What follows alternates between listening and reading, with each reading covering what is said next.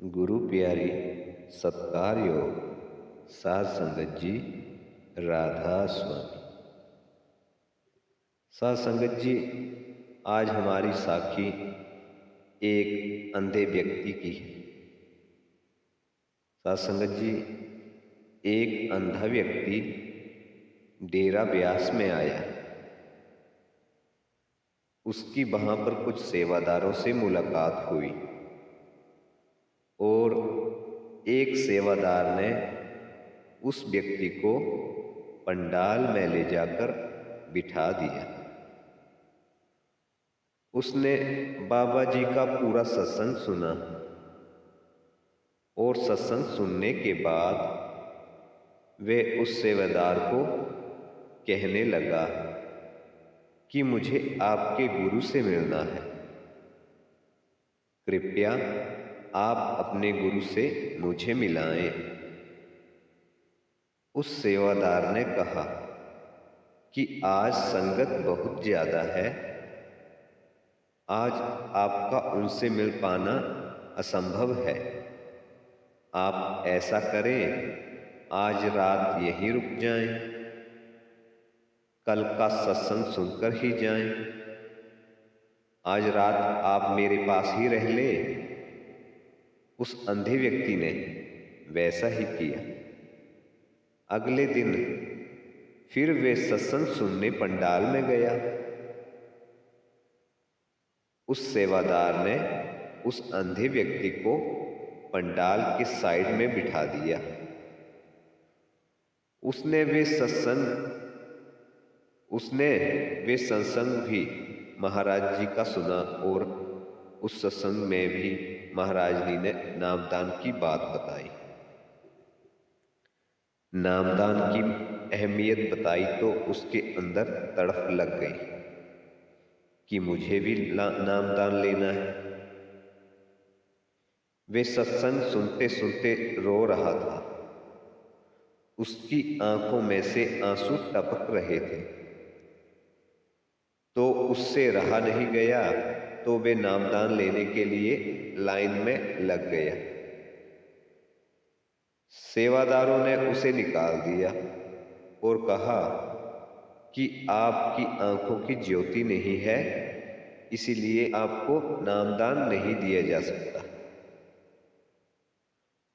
उस अंधे व्यक्ति ने कहा कि अगर ऐसा है तो मुझे अपने गुरुजी से मिलाएं, मुझे उनसे बात करनी है।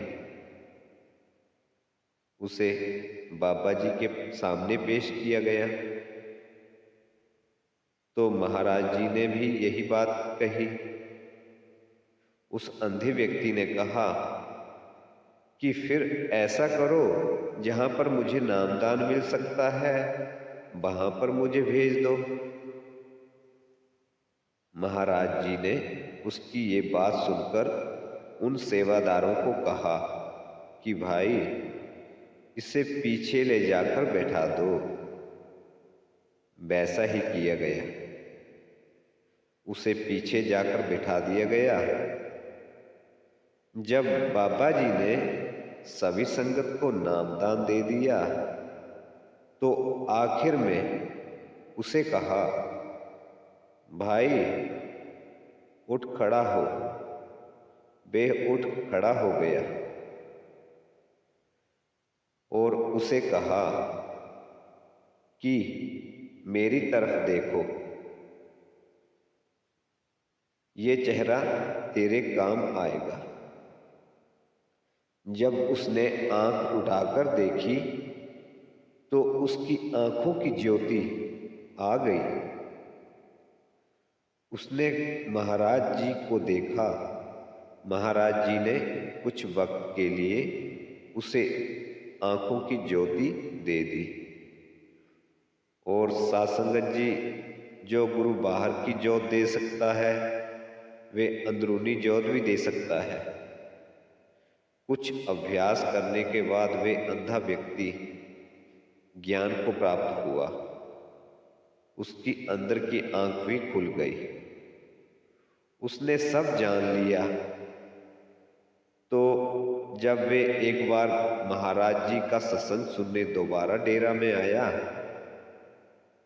तो सत्संग सुनते सुनते बीच में खड़ा हो गया और कहने लगा, महाराज जी, मुझे आपसे अर्जी करनी है, कृपया मेरी बात सुने।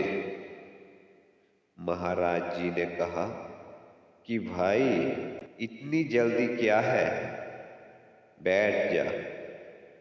लेकिन कुछ देर बाद वे फिर खड़ा हो गया और कहने लगा, महाराज जी, रहा नहीं जाता, मुझे बात करनी है। महाराज जी ने कहा कि ले भाई, चला ले जो तुझे बंदूक चलानी है। सारी संगत को कहने लगा, मेरे भाई बहनों, ये कोई इंसान नहीं है, ये पूर्ण सतगुरु है, रब है। इंसान मत समझना, मैं आपको अपनी कहानी बताता हूँ। मैं पिछले जन्म में एक चील था जो कि डेरा ब्यास के पास एक वृक्ष पर रहता था और डेरा ब्यास के कुछ सेवादार वृक्ष के नीचे लंगर खाकर चले गए और टुकड़े मुझे मिल गए और मैंने वे टुकड़े खाए। खाने के बाद उडारी भरी तो एक रेलवे लाइन पर एक कुत्ता जो कि घायल पड़ा हुआ था, तो मैंने देखा कि मुझे मांस मिल गया है, क्योंकि हम चील जात को मांस बहुत पसंद होता है। तो मैंने सबसे पहले उसकी आंखें खाई।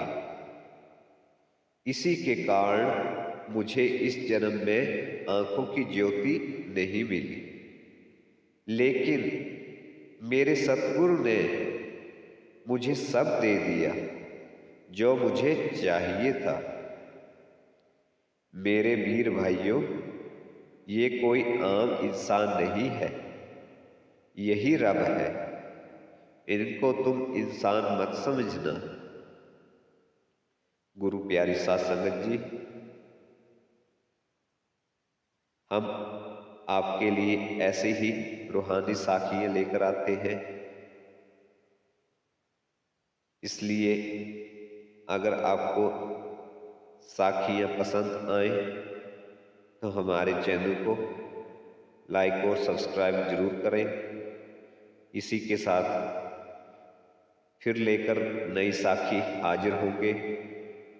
तब तक के लिए राधा स्वामी जी।